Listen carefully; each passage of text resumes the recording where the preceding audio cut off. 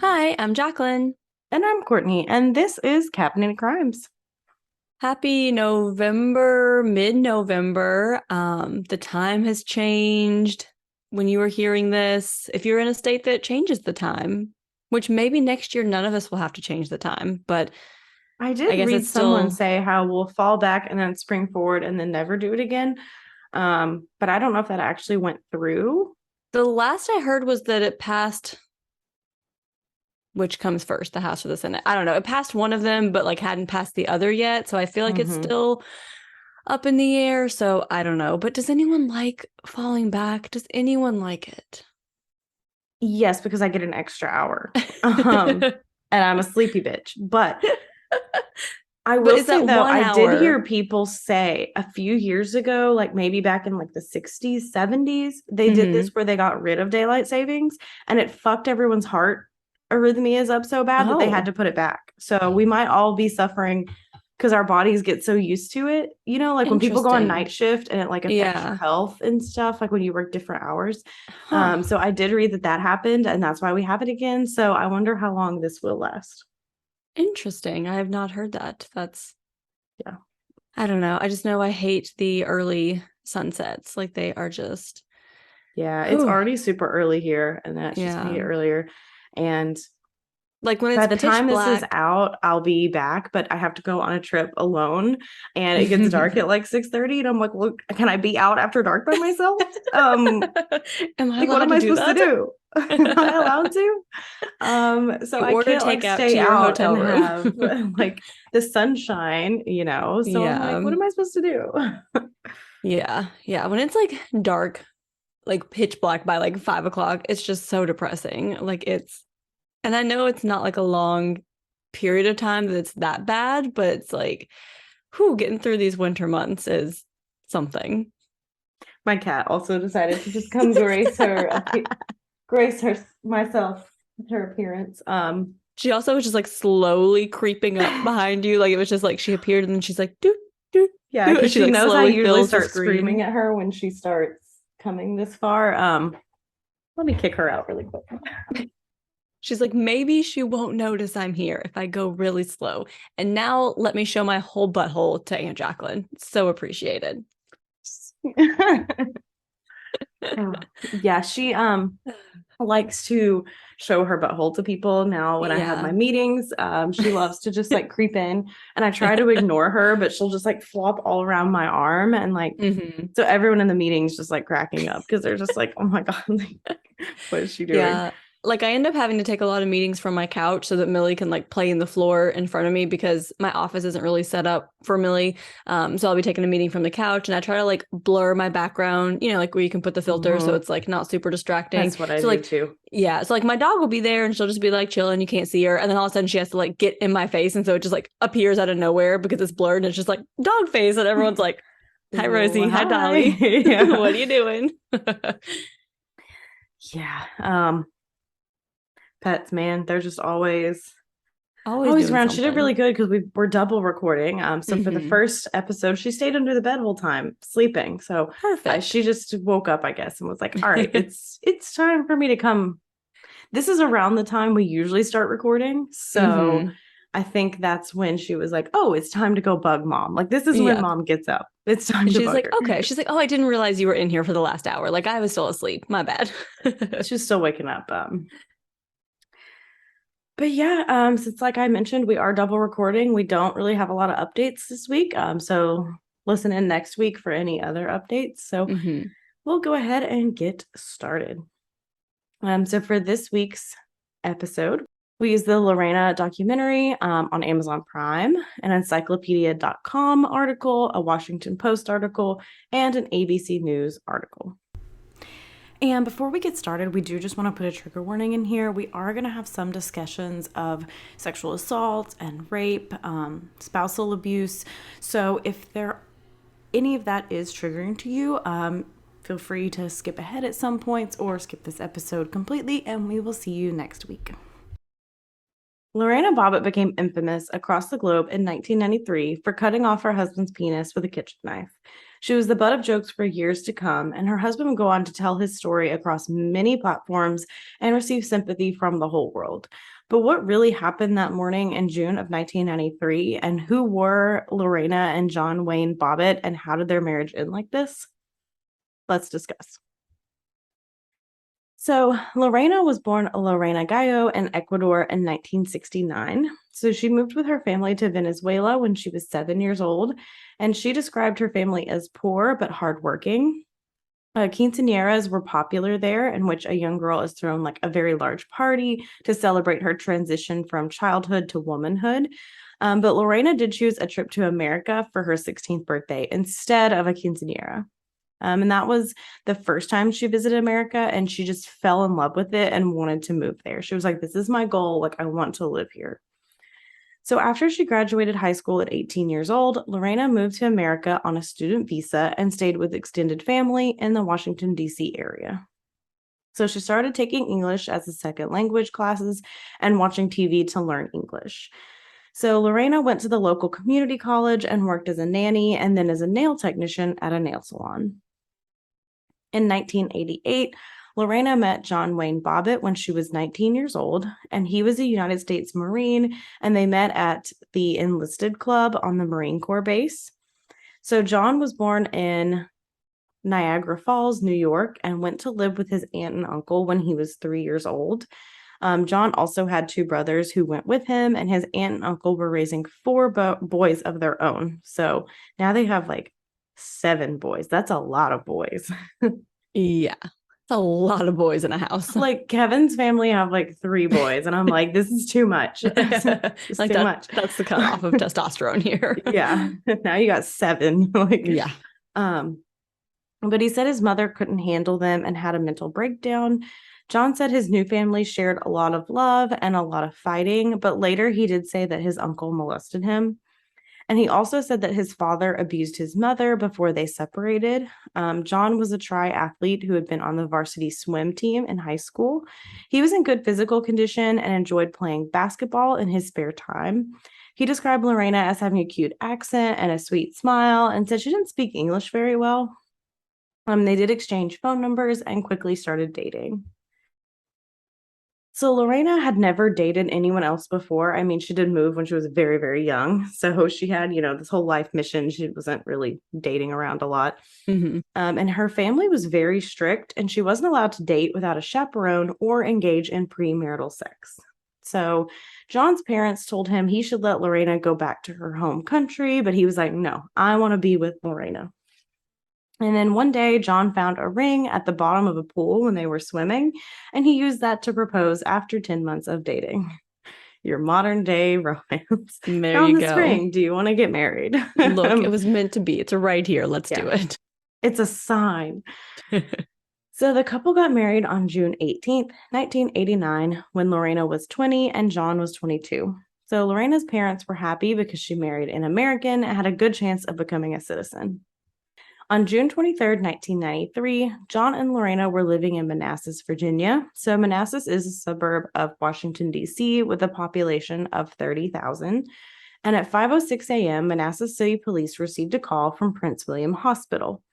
They told police that a man had been assaulted by his wife and they needed police at the hospital, but didn't really give much more detail. But when police arrived, they learned that John Bobbitt's penis had been cut off by his wife. And the hospital was like, yeah, we didn't want to share this information over the phone because we know the media is going to pick this story up quickly and it's going to be all over the hospital and all over the news. We don't need that. And police did have to be very vague in their communications on the radio, for that same reason. And they also weren't sure if they were even allowed to say the word penis on the radio. They're like, is this a bad word? I don't know if we can say this. Yeah, where does this fall in the handbook? Can somebody pull it up? I don't know. So a microsurgeon was contacted to see what he could do for John. And he said if he had the penis, he could try to reattach it. But he said if they weren't able to get the missing organ in time, he would just have to sew the wound closed without the penis. So one detective got John's apartment key from the hospital and went to the Bobbitt's home to look for his penis so that it could be reattached. And John had lost a third of his blood volume at this point. So quite a bit of blood loss here. Yeah. And John told police he'd been out with his friend Robbie the night before and that Robbie was staying with him. He said they had a few drinks. They came home and he went into bed with Lorena. He said he woke up to Lorena playing with his penis, and then he felt like a pull and a jerk, and then he was bleeding everywhere. And he woke up Robbie and asked for help. And John also told police that he had recently asked Lorena for a divorce. So a crime scene technician went to the apartment where she immediately saw blood droplets like leading from the apartment down the stairs and across the sidewalk to where their car had been parked. So the technician and police immediately began searching the apartment for John's penis. They're like, it's got to be in here somewhere, hopefully. Hopefully. They looked in the sink, the freezer, the garbage disposal, the dishwasher, anywhere they could think of, like any little hidden spot. They're like, where, if you were a penis, where would you be? But unfortunately, they could not find his penis. Police also noticed like domestic violence pamphlets in their apartment. So meanwhile, Lorena Bobbitt went to the police station to report that her husband had been abusing her and had raped her that morning. So when police realized who she was, they told her they would take her statement. But first they were like, we really need you to tell us like where you put his penis. Like we can still reattach it, but if you just like don't tell us, it's going to be too late. Mm-hmm. She said things were a blur, but she remembered tossing things like out of her car. And they asked her where, and she said she remembered seeing a 7-Eleven nearby. So police were able to identify a possible area and started searching. Finally, an officer came out holding John's penis. He took it into the 7-Eleven, put it in a hot dog bag with some ice, and rushed it to the hospital so it could be reattached. So surgeons were successfully able to reattach John's penis that day after a 9-hour surgery, which is like pretty incredible. Like I'm pretty sure they got like all the like I'm really bad at like medical lingo, but like it was fully functioning again after it worked. They got everything to line back up. yes. Like everything worked the way it was supposed to after this. Yeah. But 9 hours. The veins like, and all that. They got it all to line up. Exactly. Yeah. So Lorena told police that she threw the knife away in the trash can outside the nail salon where she worked. So trash was scheduled to be picked up that day. So the crime scene technician had to hurry across town to pick up the knife before the garbage truck arrived. Lorena admitted to what she'd done and said she did so because her husband had been verbally, physically, and sexually assaulting her since they got married. And Lorena was taken to the hospital for a rape kit. So as we knew would happen, the media quickly got wind of this story, and John Wayne Bobbitt made headlines across the world. And after driving away from the apartment and disposing of his penis and the knife, Lorena went to her friend and boss Jana's house and told her that she'd cut off John's penis. So Jana helped her hire an attorney and a Hollywood agent manager who fielded any questions and like requests for interviews. And the word penis was published in the New York Times, possibly for the first time ever because of this story. And other newspapers found ways around using the word penis because it wasn't acceptable at the time and hadn't been done before. Like in like today's world, like penis is just like the actual word for like the organ. Like there's other little like lingos for it. But like back then they were like, we can't say penis. You cannot say penis. Yeah, like it hadn't been done before, and they were just like, can we put this out here? Like, how do we report this story if we can't say the word penis? And like, yeah, like what do we say? How do we describe it? Like, yeah, just a crazy time that it was so like guarded. I don't know. Yeah, because today I feel like it's the most socially acceptable, like for the word. Like we use like penis and vagina as the anatomical words. And then have like other lingos for them. But like back then it was like, you can't say any of that. So the Washington Post was the first newspaper to leak Lorena's name. Her name had previously not been out there because she was a rape victim. And Lorena started getting hounded by the media, and her agent would give out his business card to anyone that wanted to speak with her. But at first, she refused to speak to the media, and all of the stories were derogatory towards Lorena. So finally, Lorena and her agent decided to give an exclusive to Vanity Fair to tell her side of the story. So John started abusing Lorena soon after they got married. The first time they were driving home from a restaurant, and John had had too much to drink and was driving erratically, going like 85 to 90 miles per hour on the highway, and Lorena expressed concern and tried to grab the steering wheel, and he punched her in the chest. And John's brother was actually in the backseat, like encouraging John the whole time. Like, Like Ooh. you're not stepping in. You're just like, yeah, you show her. What? Get her. Like, What? what?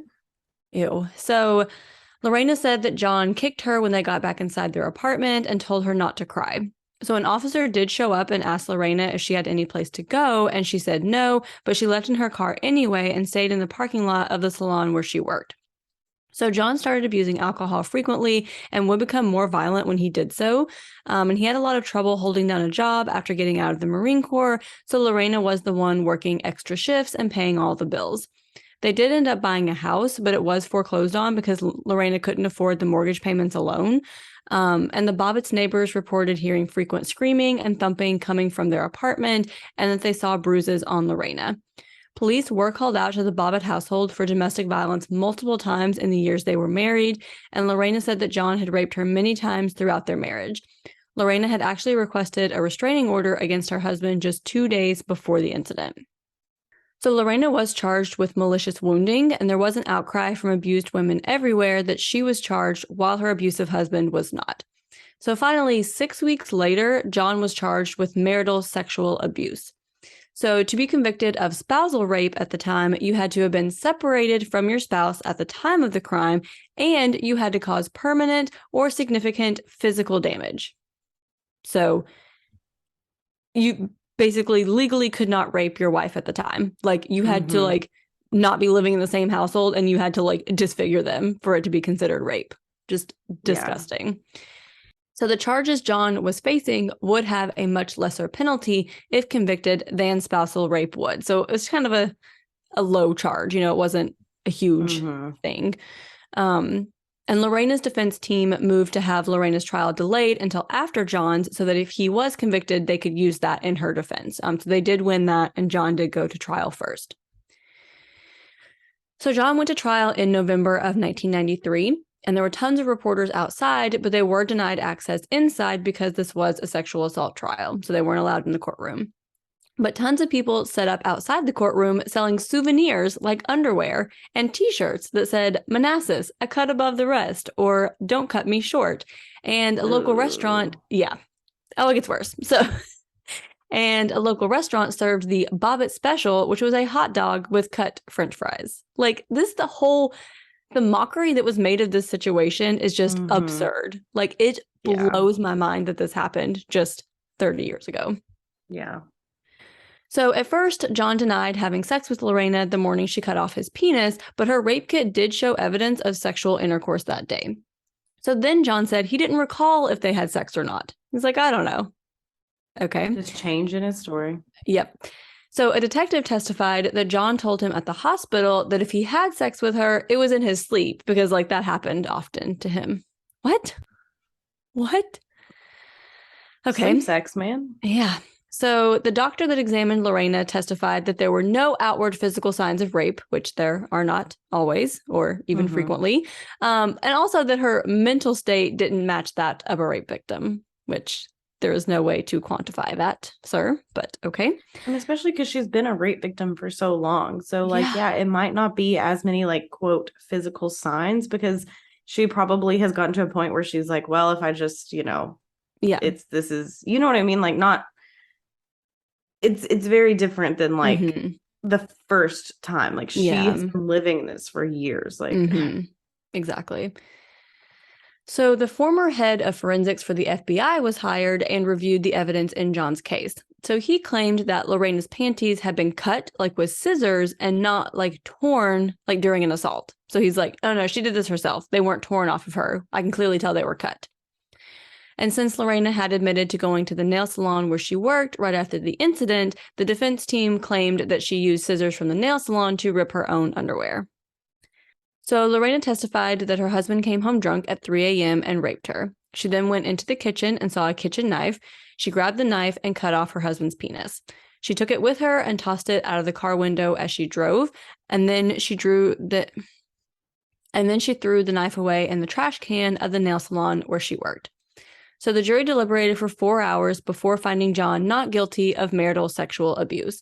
And one of the jurors on the case said that the case was too circumstantial and that if someone reported hearing Lorena scream that night or if she had bruises from the rape that night, they might have convicted. Ew. So just another instance of people not understanding how sexual assault works and like, oh, well, there was no physical indicator, so therefore it did not happen. Yeah. So Lorena's trial was set to start on December 23rd, but Court TV was going to show the trial, and they didn't think enough people would like watch during the Christmas holiday, so they moved her trial to January 10th, 1994. Again, just crazy that like this is where we're at with this case. Yeah.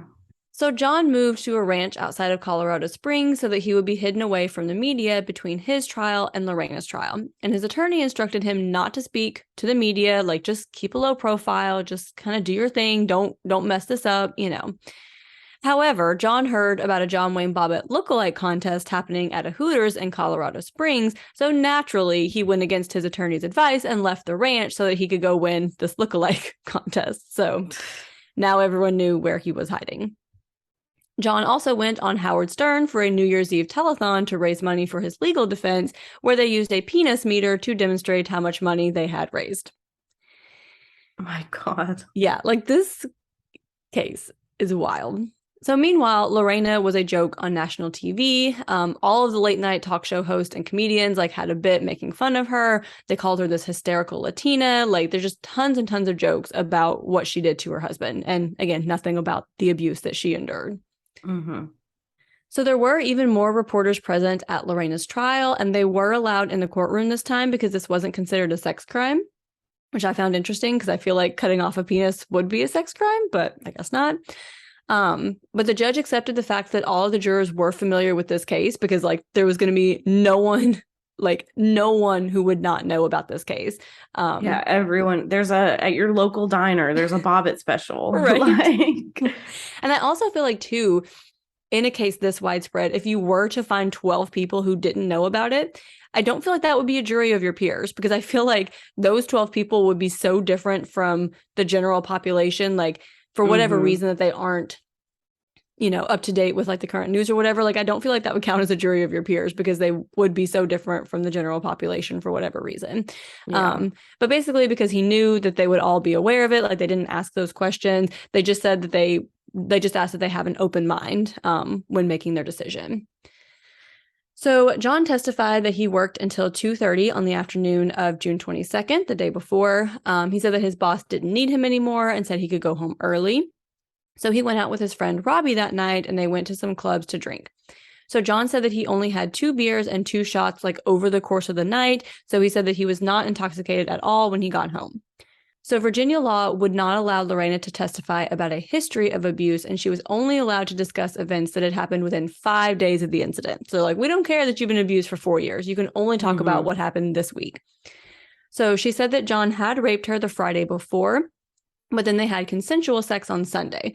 So when asked why she had consensual sex with him on Sunday, she said that she knew he would rape her if she refused, so it was just easier to say yes. So kind of what Courtney said before, like she's also still rape. Yeah, exactly. That is still rape if you are coerced into saying yes. But like Courtney said, like those physical signs may not be there because she understands at this point that it's going to happen anyway. So it's easier for her to not physically resist. Again, it's still rape. Yeah. And like after years, you're like, okay, like, yeah, if I just don't resist, it'll be over quicker. Like, it'll be easier. You're so worn down at that point. Yeah. So she said the morning that he returned home drunk, he tore off her clothes and held her down while he raped her. So one detective who spoke with Lorena the morning after the incident testified that Lorena told him John was selfish in bed and would have an orgasm and not wait for her, and that's why she was angry. But now remember, Lorena had only been in this country a few years, and everyone said like she didn't speak English very well. So most people believe that something she was trying to say just got lost in translation. Like, and we see officers like twist people's words. Exactly. And like she might not understand what he's saying. Yes. And like there is a language barrier. So he might have been like, oh, so you're angry because you're not getting off. And she was like, I mean, yes, but like not understanding what he's actually saying. Yeah. Like there's no recording of her saying this. Like this is just what a detective testified. So yeah.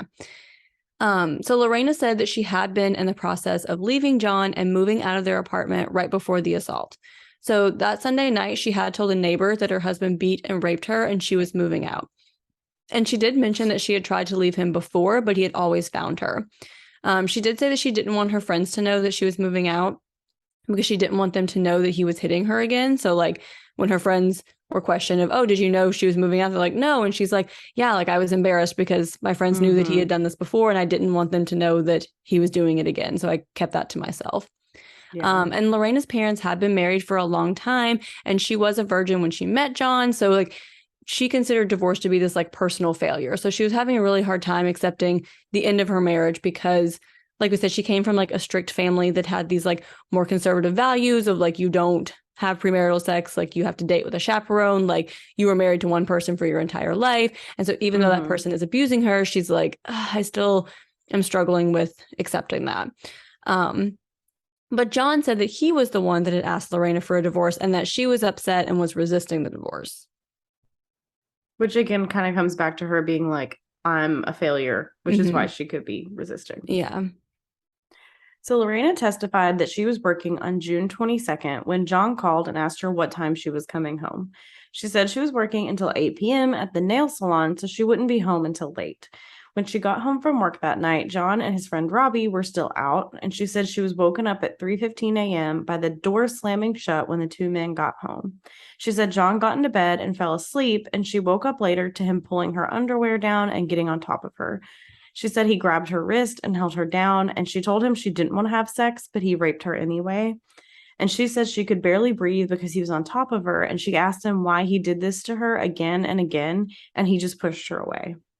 John said he remembered coming to bed and waking up an hour later and touching Lorena, but then he doesn't remember anything after that and didn't know whether or not they had sex. So he's just like, I don't know what happened. I don't know. But I wasn't drunk, but I don't know what happened. Yeah. Like I wasn't intoxicated, but I was just so tired. I have no idea what happened. Okay. Yeah. Again, her rape kit indicated evidence of sexual intercourse the day of the assault. So John said he remembered Lorena asking him something in his sleep, but he didn't respond because he was just so tired. He said she was making sexual advances, but he declined her. Lorena said she went into the kitchen after John raped her and she was trying to calm down when she saw the knife on the counter. She said she doesn't remember actually cutting him. And then the next thing she knew, she was just in the car with the knife in one hand, John's penis in the other. She went to turn the steering wheel and realized she couldn't drive like with both the knife and the penis like in both hands. So she just tossed the penis out the car window and then went to the nail salon where she worked in the middle of the night. And that's when she threw the knife away in the trash can outside, and then she went into the nail salon. So Lorena pleaded temporary insanity, and her defense team said that years of abuse just put her over the edge and led to the assault. And before the trial, the prosecutor did offer a plea deal of only 4 months in jail if she would admit that the act was premeditated. However, this would be a felony, and Lorena would not be allowed to become an American citizen, so she decided to take her chances at the trial. So John's sister testified that Lorena was actually the abusive one and said that the one time they were waiting in line at King's Dominion, which is like an amusement park, and Lorena started scratching and punching at John because she got angry. And one of Lorena's coworkers testified that one time at work, they were talking about what they would do if their husbands cheated on them. And Lorena said she would cut his dick off because that would hurt more than just killing him, which I think people like, I think everyone's made that joke where, like, oh, well, if you cheat on Yeah. me, like, I'm gonna cut your dick off. Like, people have made those jokes before. Like, it's not. And who knows, And like, when that happened? Like, was this 3 years before, or was this, something that was like the week before and it was like, maybe this was more premeditated? I mean, who knows? and like, also, what was everyone else saying? Like, did she say that and everyone else went Yeah. quiet, or everyone was like, I'd kill him, I'd kill him and her, I'd do that, and like, you know how like you just start Yeah. like joking around about like what you would do, and like, Mm-hmm. so what was the context like of this, and like Yeah. when was it like? Mm-hmm. So Lorena had been caught shoplifting from Nordstrom and stealing $7,000 from her employer, so this was brought up during her trial as well. Lorena said she stole the money to make ends meet because John wasn't working, and she said she stole dresses from Nordstrom because John said that all of her clothes were ugly and she just wanted to look nice for him. So the Bobbitt's neighbors testified they frequently heard a lot of arguing, and it was mostly John's voice. They said they saw John yank her hair and hit her. One neighbor heard the yelling and heard her saying she was raped and had brought her the domestic violence pamphlets. Her family testified that they saw him shove her and call her a bitch because one time he gave her a bikini and had her open it in front of her family, and she was embarrassed, like, again, from this very conservative family. So she's like opening this bikini and like kind of embarrassed about it. And then he just, got super angry about that, like a typical abuser does. Yeah. Yeah. So police testified about the multiple domestic violence calls to the house, including John's previous arrest for assault and battery on February 21st, 1991. So he had pleaded guilty to those charges, and the police that testified said John was drunk when they arrived. Friends and coworkers also testified about bruises and cuts on Lorena frequently. So John's friends testified that John previously said he likes to make girls squirm, bleed, and yell for help. He told them that forced sex turned him on and he liked to, quote, fuck them up the ass. And this was quoted by two separate friends. So like two separate people said like he said stuff like this. Like individually on the stand, two people used that exact phrase. Like not a version of that phrase, the exact phrase. Okay. Yeah. So John denied the abuse on the stand and said he only pushed Lorena away from him when she was hitting him. He told her it wasn't ladylike for her to hit him like that. And on the stand, the defense presented John with a form he'd signed while in the Marine Corps from the family advocacy group. It was a questionnaire where he had admitted to hitting his wife. Like, they have a literal form. He said he'd never seen the form before, but then admitted that it was his signature. So, which is it? He's like, no, I've never seen this. I've never seen this. Like, well, is this your signature? Well, yeah, that's my signature. Oh, okay. Okay. All right. But you've never seen it. Okay. Okay, John. So Lorena testified that she got pregnant sometime after they got married. And when she told John, he became enraged and told her she wouldn't be a good mother. He said he wouldn't help her or support her or the child, and that she had to choose between him and the baby. So Lorena was on her own in a new country with a new husband, so she did get an abortion.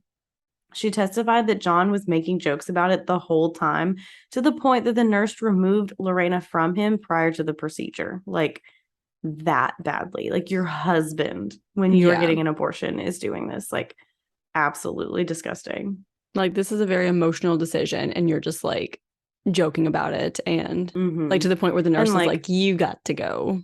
And like a decision she didn't want to make. Like, she had to choose between, okay, now I'm going to be divorced with a baby in a new country where I don't speak English very well, or I can be with my husband. Like, it's, what decision she's going to make. Exactly. Lorena said John frequently threatened to take away her immigration paperwork during their fights, and that she was afraid of being sent back to her home country.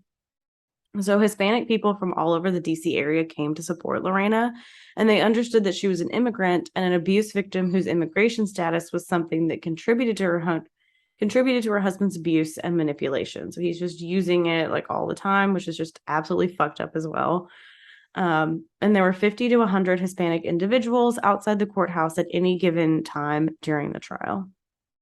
So Lorena's insanity defense was based on irresistible impulse, which in Virginia said that at the time of the act, Lorena was impacted because of a mental disorder and could not control her impulse to act out.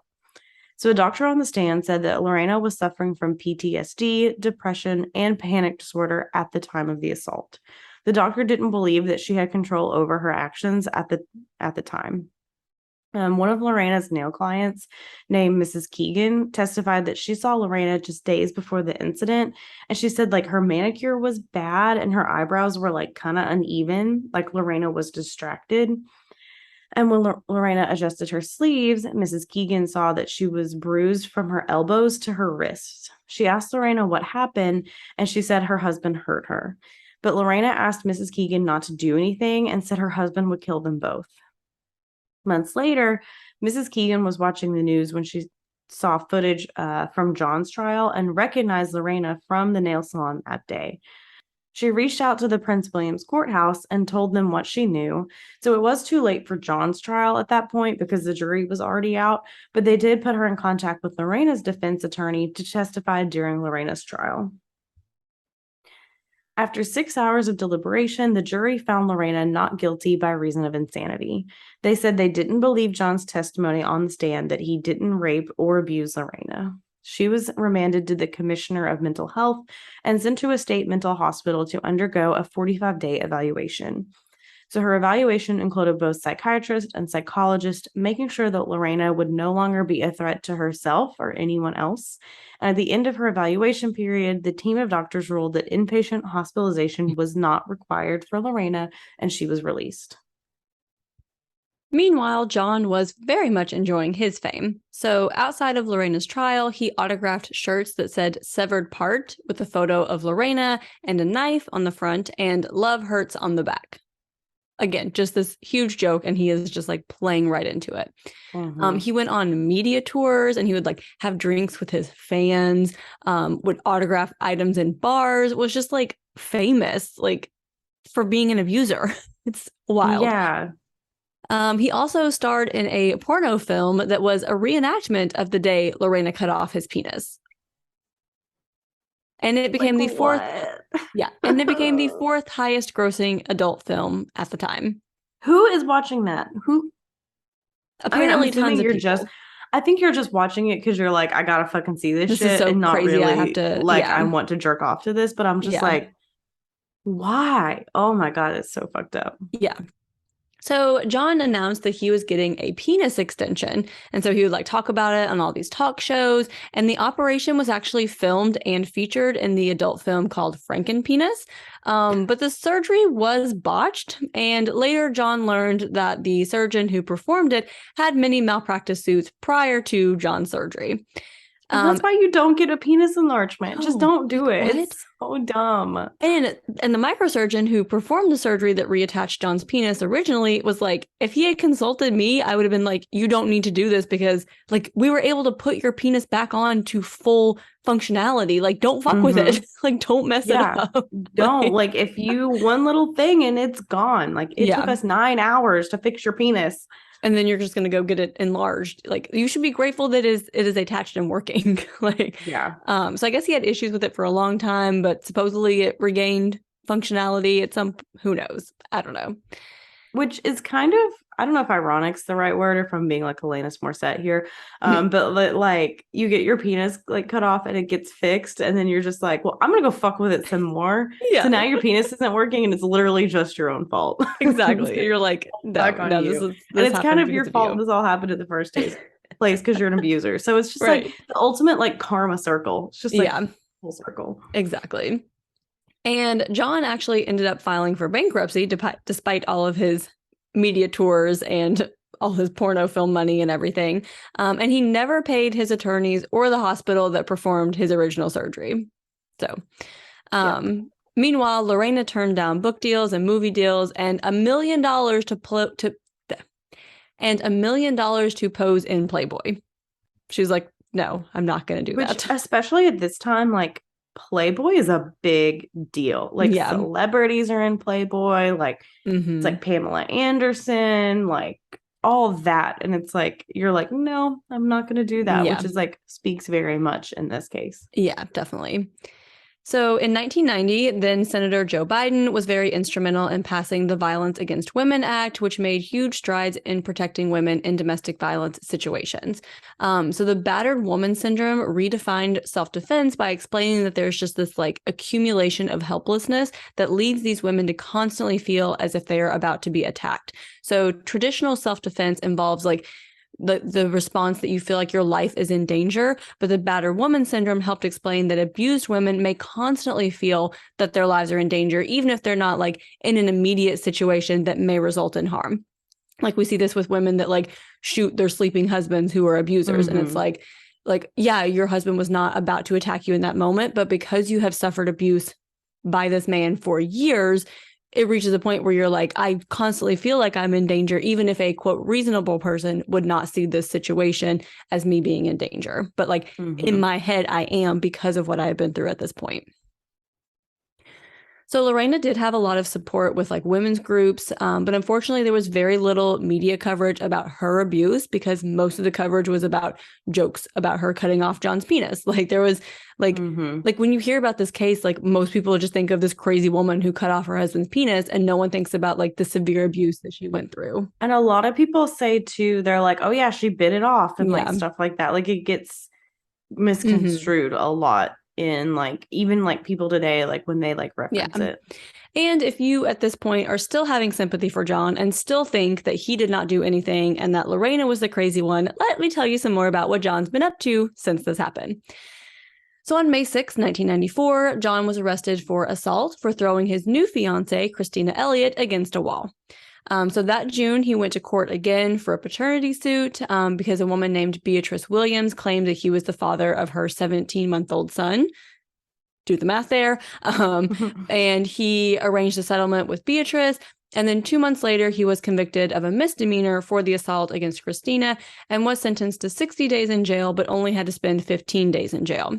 But the judge did order him to attend therapy and Alcoholics Anonymous because he said his alcohol abuse was a problem. In 1998, John started working as a celebrity greeter at a brothel in Carson City, Nevada.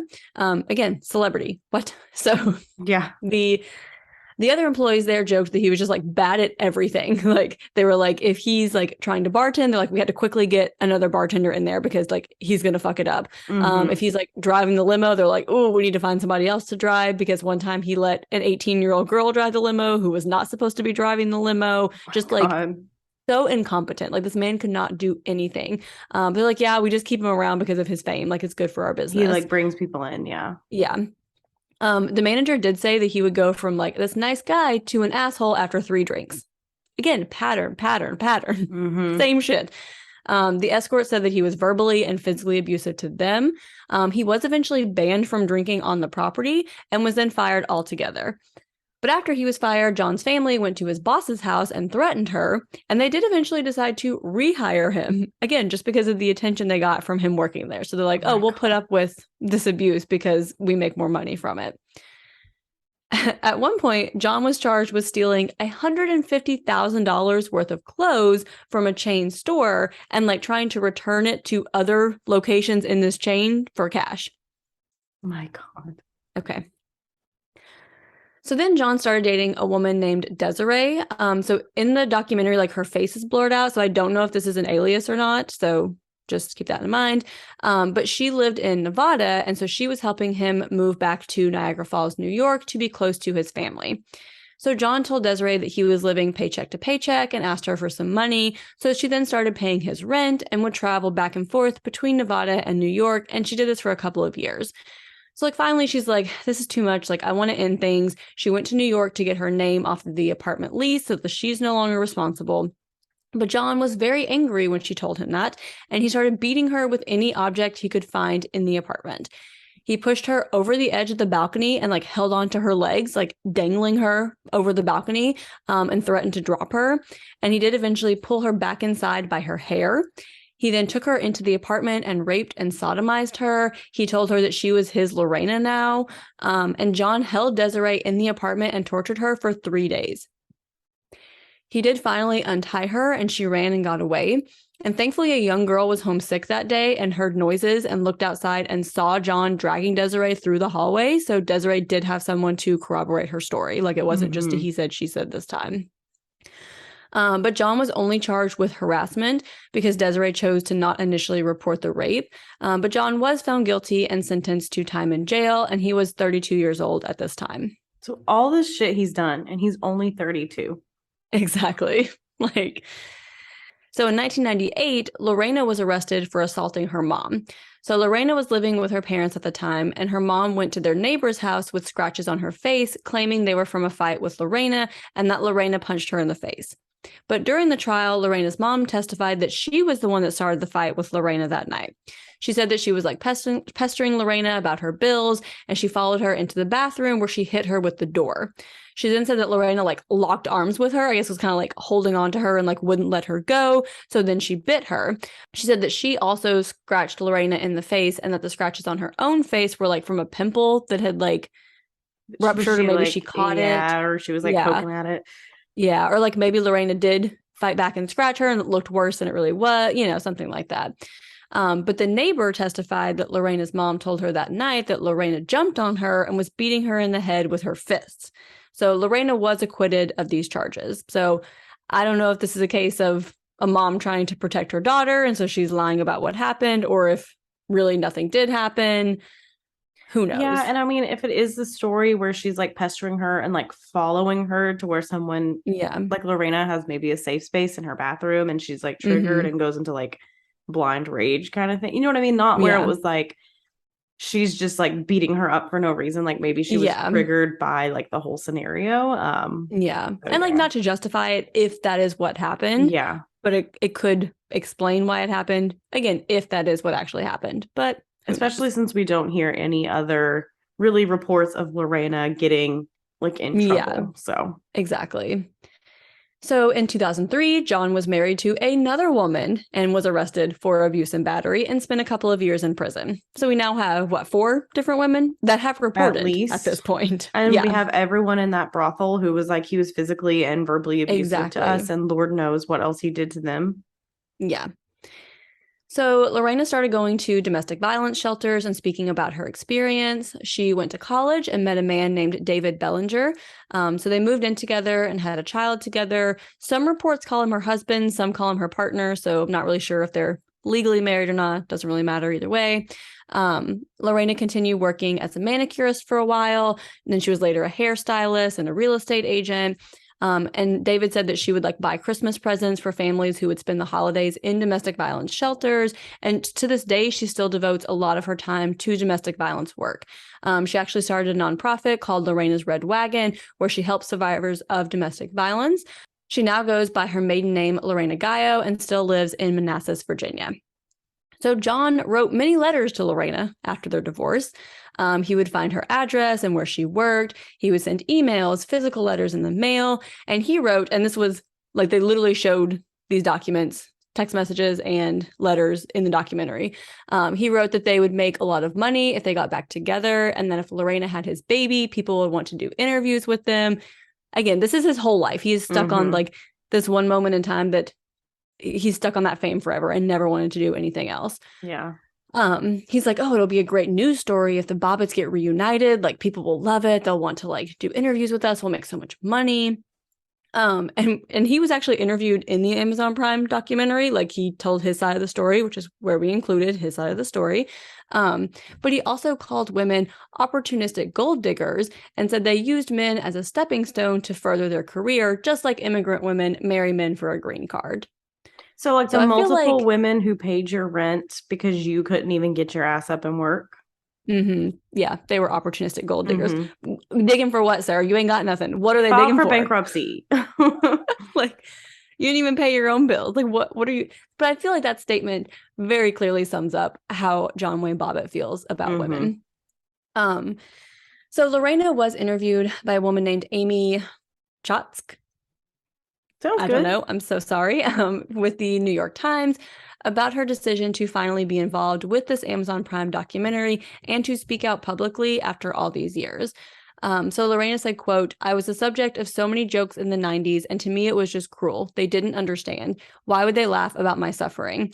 And then she went on to say, I'll put myself through the jokes and everything as long as I can shine a light on domestic violence and sexual assault and marital rape, which I feel like perfectly sums up what she has gone through. And she's like, I Mm-hmm. was just a joke to everyone. But now, all these years later, she's like, no, I'll talk about it because people need to know what happened and people need to be aware that this happens within marriages that you don't know and you don't see. And spousal rape is just rape and should not have a special indicator because you are married to the person, Mm-hmm. and just so much abuse and torture and everything that this poor woman went through. And then her name is forever known as the woman who cut off her husband's penis, not as the woman who was abused by that husband for years and whose husband then went on to abuse many, many other women. Like, again, Yeah. if there was any doubt in your mind that John Wayne Bobbitt is an abuser, I feel like his multiple arrests and convictions since then should persuade you otherwise. And I'm not saying that anyone deserves to have their penis cut off, Of course not. Of but course not. if we had to pick one, he was a I had to pretty pick good a one. side here. We had to take a side.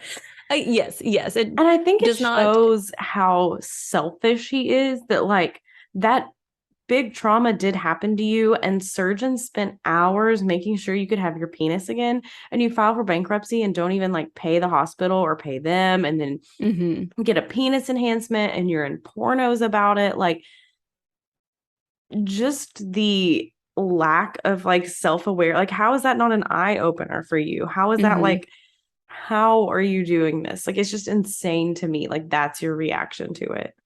Like it was just this giant joke to you. Like you went on all these talk shows, like talking about it and joking about it. And not to say, of course, that you can't like joke about your trauma, but it's like if Lorena was the one abusing you, and this was the end of all of this abuse that Lorena did to you, as you claim, would you go on and make all these jokes about it? Would you go on Howard Stern and have a penis meter, like raising money for your defense that you never even paid for because you filed bankruptcy? Would you star in a what woman who has been abused would star in a porno reenacting her abuse? That doesn't happen. That does not happen. You can't convince me otherwise. It's just insane. And it's just like the lack of self-awareness and just all that is just, again, I'm not saying he deserved to have his penis cut off. I was just making a joke. Like, no one deserves that. But like, it's clearly not just like, oh, she's crazy, or oh, they're getting divorced, or oh, whatever.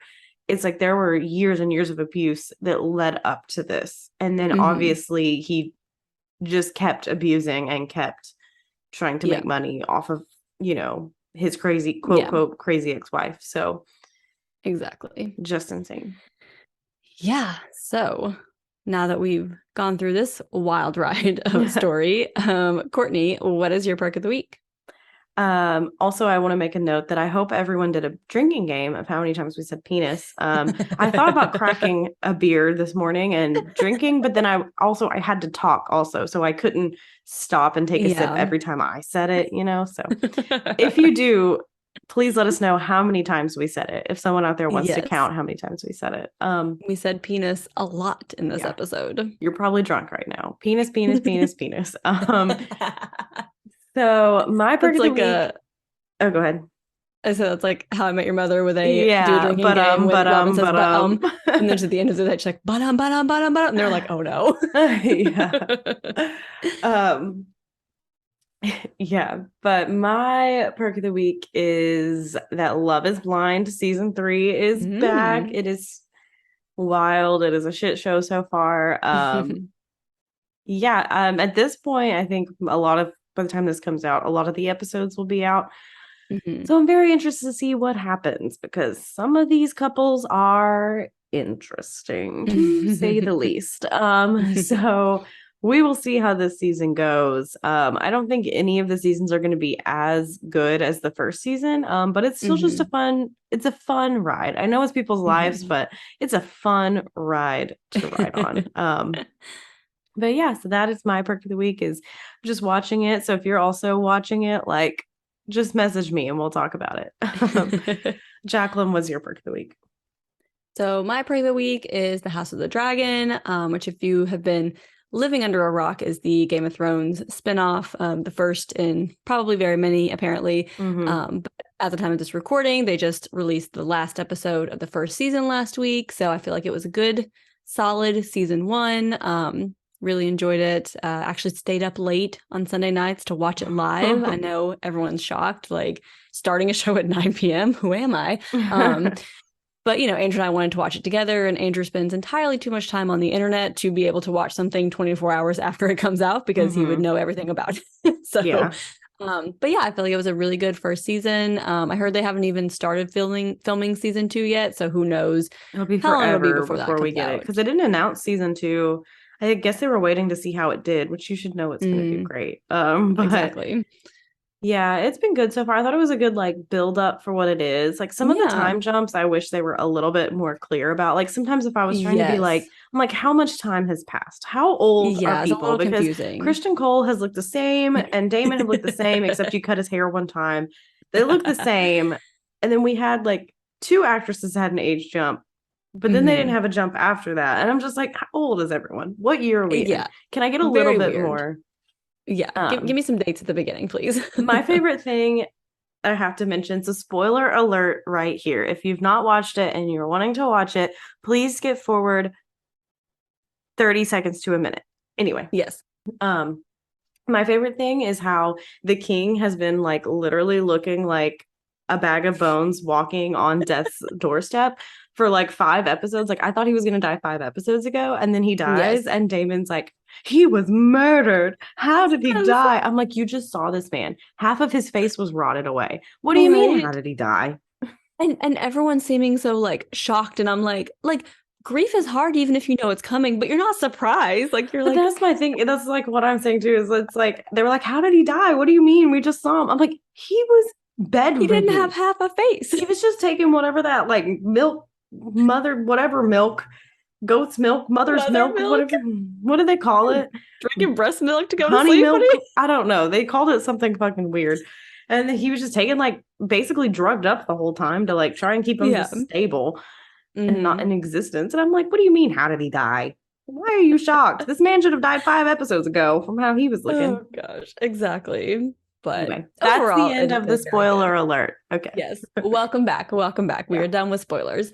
But if you want to talk spoilers, if you guys have watched it and you want to discuss it or discuss anything else, you can find us on Caffeinated Crimes Pod on Instagram, at Caffeinated Crimes Podcast on Facebook. We are on email at caffeinatedcrimespod@gmail.com. We are on Twitter at Caff Crimes Pod. That's CAFF Crimes Pod. You can find us on YouTube and what's the other one? TikTok and all those fun things. If you are able and feel so inclined, we are on patreon.com/caffeinated crimes. We do have tiers ranging from $3 a month up to $20 a month. Even with the $3 a month, you get ad-free episodes. You get a monthly bonus episode. As the tiers increase, you get other things like video unedited episodes. So if you want to see how many extra times we say penis, all those fun things.